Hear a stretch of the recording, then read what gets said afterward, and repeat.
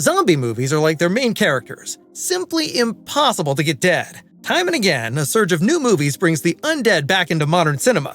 The go-ahead for the next zombie revival could come from the sequel to a true classic, 28 Years Later. And Cillian Murphy is also back with a surprising appearance. Find out all about it now in our new original episode.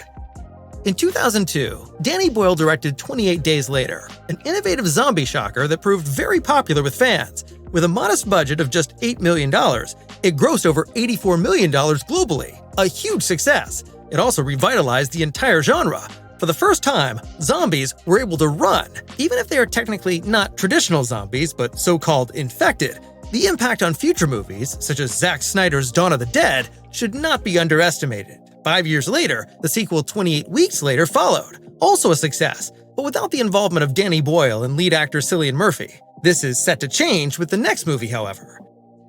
28 Years Later will feature a remarkable cast. In April 2024, a whole trio of actors was announced who will take on pivotal roles. The trio consists of Aaron Taylor-Johnson, Ralph Fiennes, and Jodie Comer. The Falcon and the Winter Soldier actress Erin Kellyman and Jack O'Connell will also be part of the project. But what about Cillian Murphy?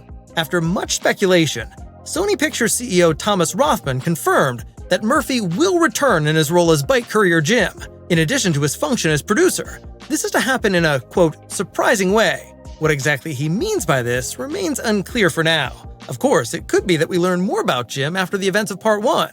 Then again, it could simply be a cameo appearance. A return to the zombie franchise is also likely to be of particular significance for Murphy. After all, he celebrated his breakthrough as an actor with 28 Days Later.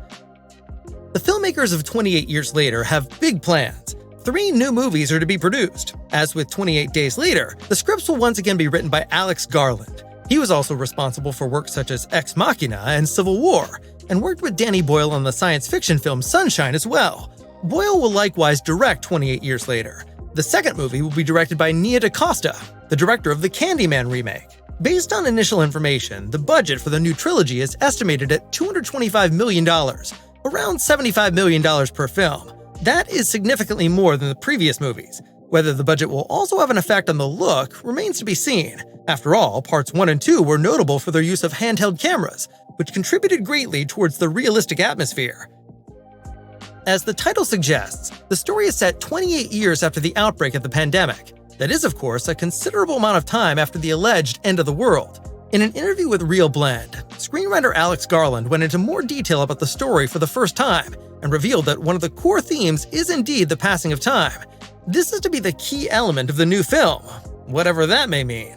The idea provides some exciting starting points. How does one come to terms with a lost world in the long term? Are there newly formed societies? And how do they function? What are the rules and measures to protect oneself from the rage virus and the infected? Or has the pandemic even been contained and is now threatening to break out again? It might also be exciting to see how people live with the decisions they made in the chaos of the early days. The possibilities are certainly endless. Filming began on May 7, 2024 in England. According to Variety, 28 Years Later is set to hit theaters next year, on June 20th, 2025 to be precise. And we won't have to wait too long for the other movies either. Work on the next installment is set to directly tie in with the previous shoot. An official title is not known yet, but the film has been registered with the United States Copyright Office as 28 Years Later Part 2, The Bone Temple. What do you think? Is the late sequel to the 28 series a good idea? Or are you tired of seeing zombies? And why is there no 28 months later? We're looking forward to reading your comments.